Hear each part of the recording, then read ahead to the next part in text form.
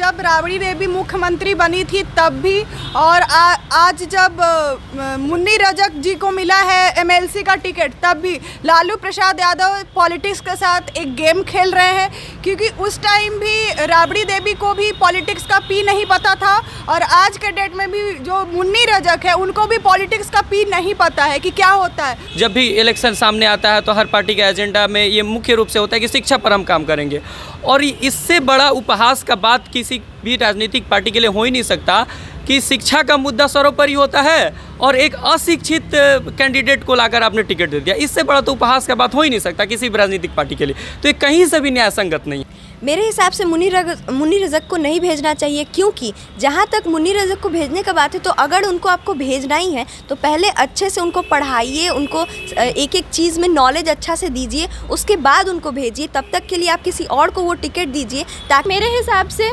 वो एक दलित हैं, कास्ट बेस पे उन्हें टिकट दिया गया है। सो मेरी गुजारिश रहेगी कि उनकी वो टिकट को रद्द कर दिया जाए और किसी और अच्छे व्यक्ति को वो टिकट दे दी जाए। क्या ये सामाजिक न्याय, असामाजिक न्याय का मतलब यही होता है?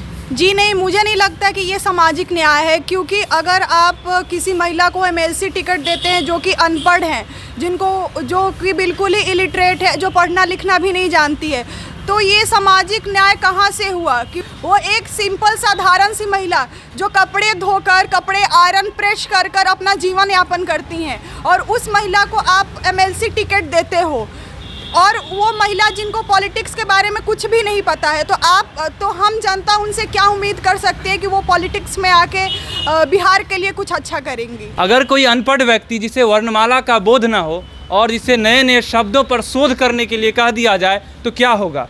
आप आश्चर्यचकित में पड़ गए होंगे कि ऐसा मैं आपसे क्यों पूछ रहा हूँ। ज़रा सोचिए, हमारी बिहार की राजनीति में जो हो रही है, क्या ये इस एग्जाम्पल पर परफेक्ट नहीं बैठ रही है कि एक मुन्नी रजक नाम की महिला को ये एमएलसी का टिकट दे दिया जाता है और हमारे बिहार में लोग इसे सामाजिक न्याय का नाम देते हैं?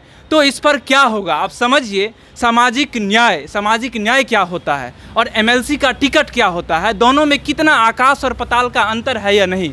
एमएलसी का टिकट देना क्या सामाजिक न्याय है?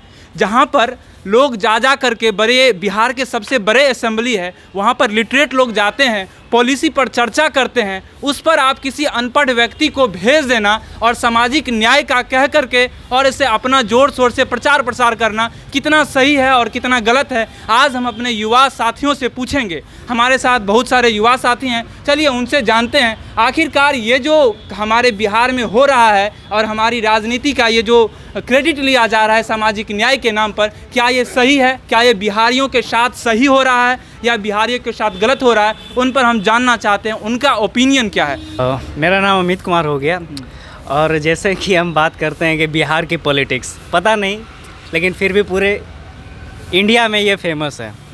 और कल परसों की ही न्यूज़ है कि मुन्नी रजक जो कि एक दलित महिला है, अनपढ़ हैं, ठीक है, उनको एमएलसी का टिकट दिया गया।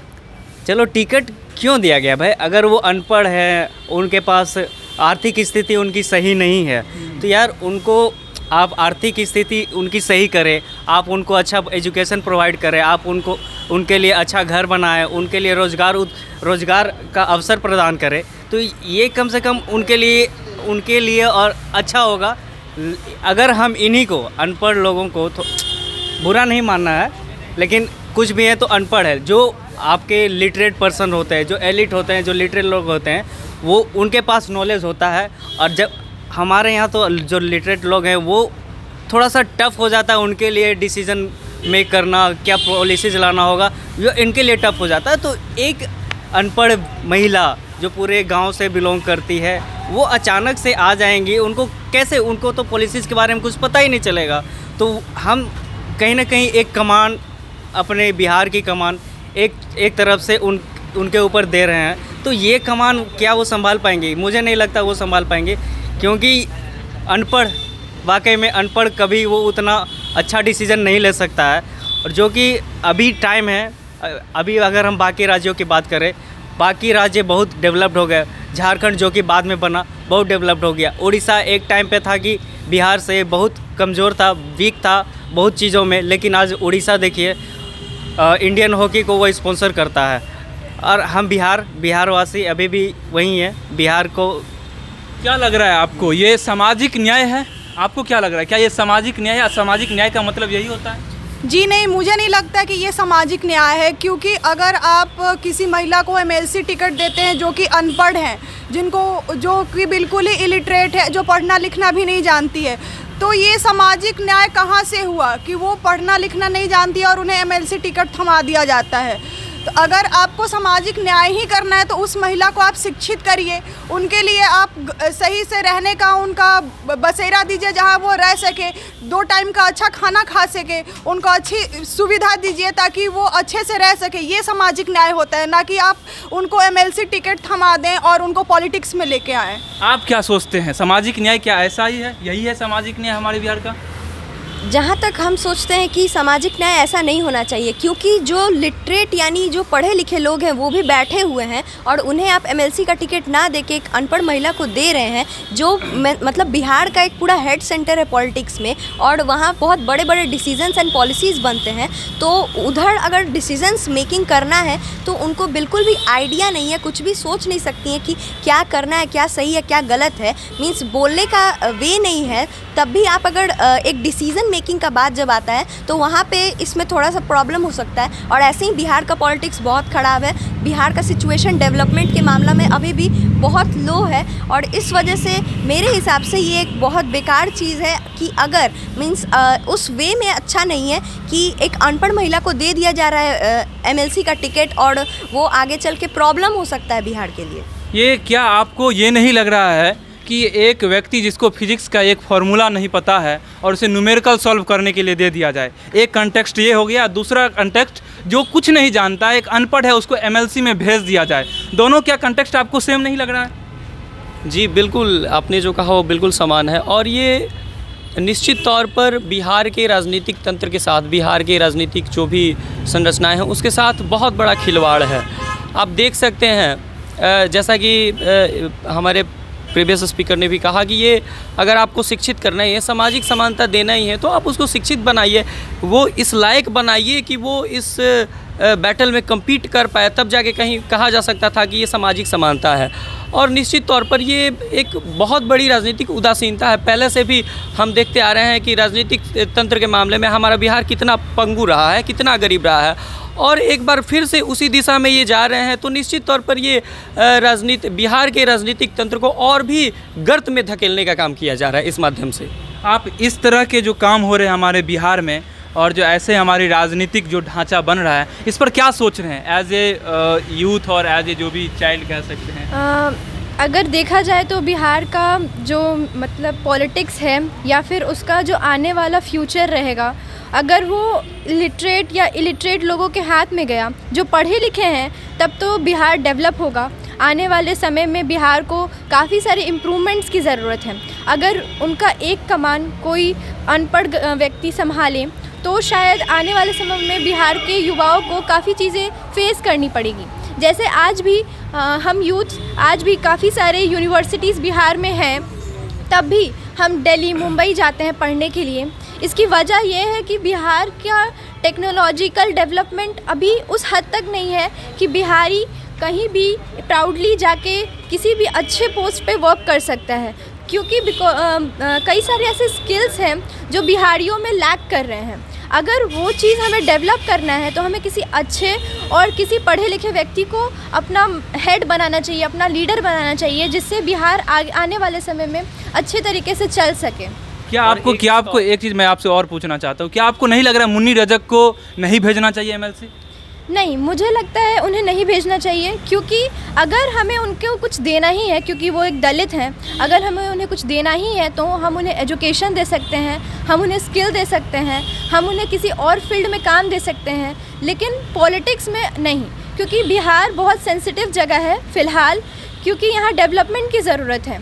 और अगर इलिटरेट लोग यहाँ के मतलब पॉलिटिक्स करें या किसी और चीज़ में काम करें तो बिहार के लिए काफ़ी प्रॉब्लमेटिक हो सकता है। एंड अगर कहा जाए कि उन्हें टिकट क्यों दिया गया है, तो मेरे हिसाब से वो एक दलित हैं, कास्ट बेस पे उन्हें टिकट दिया गया है। सो मेरी गुजारिश रहेगी कि उनकी वो टिकट को रद्द कर दिया जाए और किसी और अच्छे व्यक्ति को वो टिकट दे दी जाए। आप क्या कहना चाहते हैं, क्या मुन्नी रजक को भेजना चाहिए एमएलसी?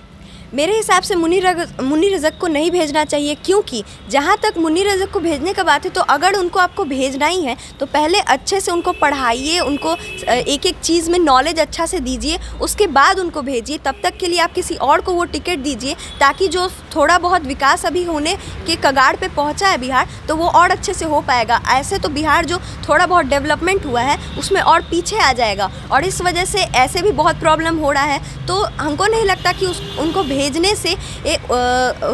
से हमको लगता है कि थोड़ा फ़र्क पड़ेगा, कि डेवलपमेंट रुक जाएगा। लेकिन अगर वो नहीं जाएंगी तो उतना कुछ फ़र्क नहीं पड़ेगा। कुछ साल बाद अगर आप उनको टिकट देते हैं पढ़ाने लिखाने के बाद, तो उनका सिचुएशन भी रहेगा। और ये सुनने में भी अच्छा नहीं लग रहा है कि कास्ट के नाम पे उन्हें एमएलसी का टिकट दे दिया गया है। ये उल्टा कास्टिज्म को बढ़ा रहा है और कास्टिज्म को गेन कर रहा है। तो इस हिसाब से अगर कास्टिज्म के बेसिस पे ही देना है तो उनका इमेज भी लो हो रहा है। अगर वो पढ़ लिख के अच्छे से जाएंगी अगर उस हिसाब से, तो उतना ज़्यादा प्रॉब्लम नहीं होगा और वो आराम से उनको मीन्स उतना रिस्पेक्ट भी मिलेगा। नहीं तो उतना रिस्पेक्ट भी नहीं मिलेगा और पॉलिटिक्स तो जो खराब हो रहा है होगा ही। एक बार और बिहार कीर्तिमान हासिल किया था जब राबड़ी देवी को मुख्यमंत्री बना दिया था, और कहा जाता था ये महिलाओं के साथ न्याय है। पहला मुख्यमंत्री बिहार का बना है राबड़ी देवी।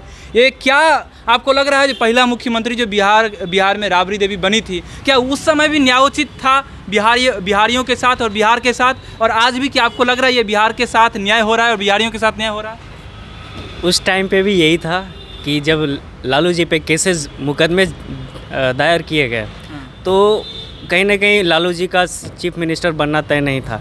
इसलिए उन्होंने किसी अपने पे भरोसा किया और अपनी पत्नी को सीएम का उम्मीदवार खड़ा किया, ताकि जो सीएम का जो एक ओहदा होता है, जो कंट्रोल रहे, वो उनके पास रहे। और कहीं ना कहीं ये भी उसी से रिलेट होता है कि वो मुन्नी रजक हो गई तो वो एक अनपढ़ हैं, तो वो एक तरीके से जैसे तेज प्रताप जी ने कहा था कि हम परिवारवाद से उठ करके एक दलित महिला को। प्रश्न ये उठता है कि राबड़ी देवी को मुख्यमंत्री बना दिया गया और राबड़ी देवी अनपढ़ महिला थी, और कहा गया ये पहली महिला मुख्यमंत्री है बिहार की, और इसको इस तरह से इसको मैनिपुलेट किया गया।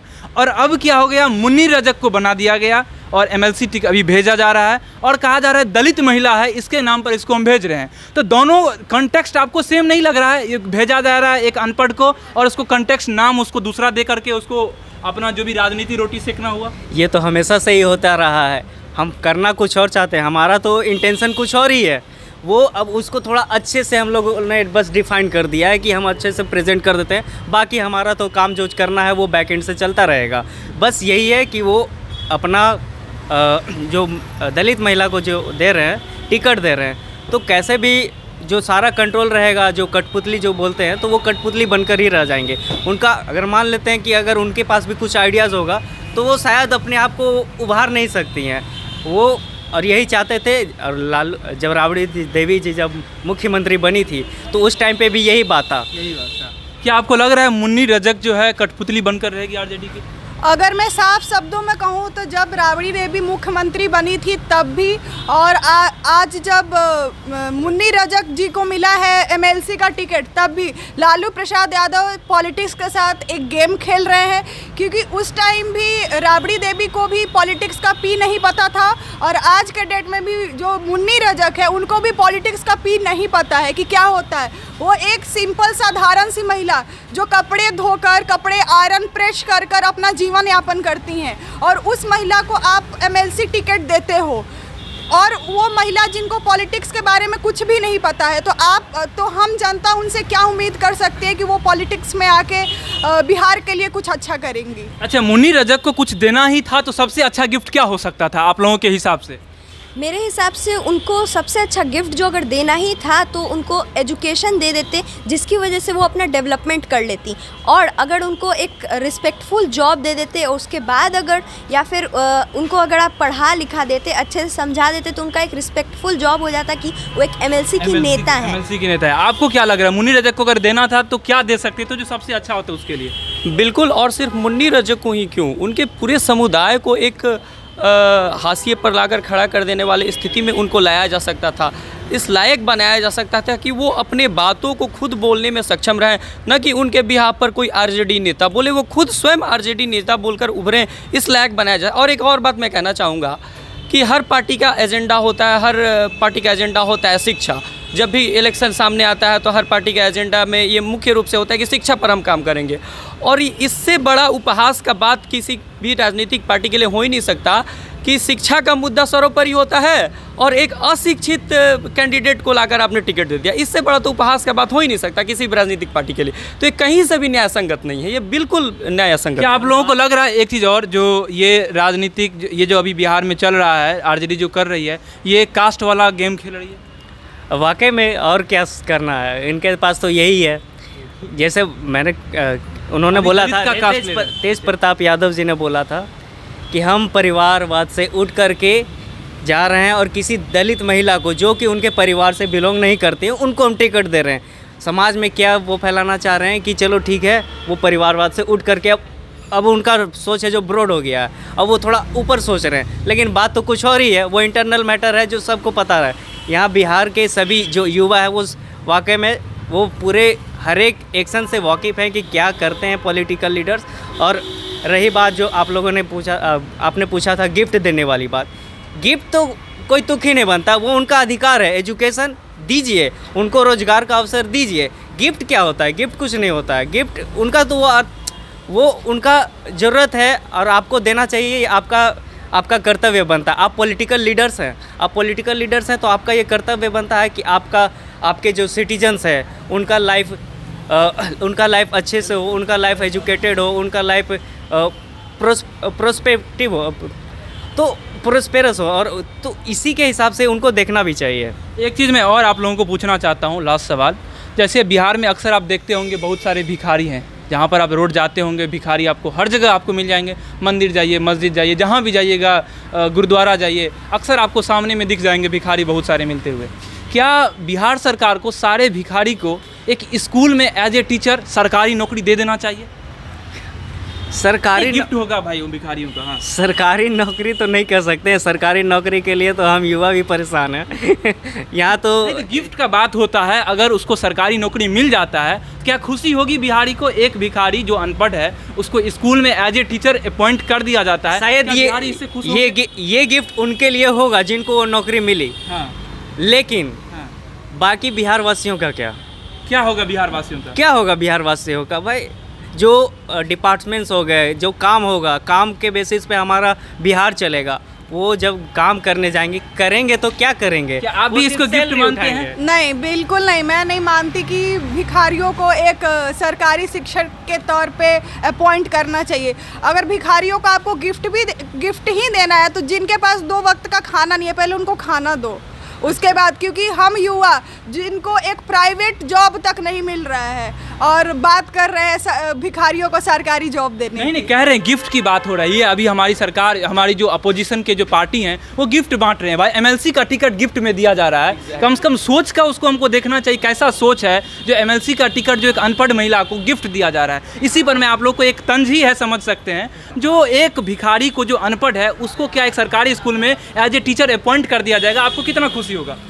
अगर टीचर जैसा अगर उनको अपॉइंट कर दिया जाए तो उनके लिए तो बहुत खुशी का बात है कि वो टीचर हो गए, उनको उतना रिस्पेक्ट मिल रहा है टीचर के पोस्ट का। लेकिन बिहार के जो स्टूडेंट्स पढ़ रहे हैं उस सरकारी स्कूल में, उनके लिए तो एक श्राप हो गया, क्योंकि ना उनका टीचर कोई आ रहा है तो वो टीचर क्या पढ़ाएगा उनको। और अगर दूसरे तरीके से देखा जाए कि आरजेडी का ये जो चाल है तो ये कुछ भी नहीं है। वो लोग यादव को तो पहले अपनी तरफ खींचे ही हुए हैं, लेकिन दूसरा अगर वो दलित को भी अपनी ओर खींचना चाह रहे हैं, इससे यही एक निकल रहा है कि दलित को भी अपनी ओर करना चाह रहे हैं कि हम आपके लिए इनिशिएटिव ले रहे हैं। तो ये मेरे हिसाब से अगला 5 साल में जो आने वाला इलेक्शन है उसके लिए का एक चाल लग रहा है। तो क्या आप इसको भी गिफ्ट के, ये जो सरकारी स्कूल वाला जो टीचर है जो भिखारी को जिसमें अपॉइंट कर दिया जाएगा, क्या आप इसको गिफ्ट मानते हैं? नहीं, बिल्कुल नहीं। क्योंकि जो बच्चे उस सरकारी स्कूल में पढ़ेंगे उनके स्किल्स, उनकी पढ़ाई, उनके सारे वर्ड्स, उनकी सभी चीज़ें उन टीचर्स पे निर्भर करते हैं। अगर वो टीचर्स ही पढ़े लिखे नहीं हैं तो वो बच्चों को क्या पढ़ाएंगे? ABCD तक वो उनको नहीं पढ़ा पाएंगे। अगर कहा जाए भिखारियों को गिफ्ट देना है, अगर उन्हें कुछ देना ही है तो उन्हें एक अच्छी शिक्षा दी जाए, उन्हें एक अच्छा नौकरी, घर, ये सब चीज़ें दी जाए। वो पैसे खुद कमाएंगे, आप बस उन्हें जॉब तो दें। एक अच्छी जगह काम तो दें। इसका मतलब ये नहीं है कि आप उन्हें किसी शिक्षा या पॉलिटिक्स के जगह पे उन्हें काम दीजिए, उनके लिए एक दुकान या किसी और चीज़ का बंदोबस्त कीजिए। उन्हें कुछ चीज़ें सिखाइए जिससे वो अपनी डेवलपमेंट खुद कर सके, किसी पे निर्भर ना रहें। किसी पर निर्भर ना रहें। बेशक इसी कारण मैं आपको ये प्रश्न पूछा था कि अगर किसी भिखारी और किसी अनपढ़ को अगर सरकारी स्कूल में अपॉइंट कर दिया जाए एज ए टीचर के रूप में, तो हमारा बिहार और हमारे आने वाले नस्ल की शिक्षा के साथ क्या होगा। सेम हमारी जो अपोजिशन की जो पार्टी कर रही है, एमएलसी में एक अनपढ़ महिला को भेज करके हमारा जितना भी नीति है और हमारे बिहार की जो राजनीति है उसको बर्बाद करने की साजिश की जा रही है, और ये कतई बर्दाश्त नहीं किया जाएगा हमारे तरफ से। बाकी मेरा नाम पंकज झा है और कैमरामैन रॉबिन कुशवाहा के साथ आप रेबल न्यूज़ इंडिया देख रहे थे। धन्यवाद। Thanks for watching Rebel News India. Stay tuned for more updates. Don't forget to like, share and subscribe.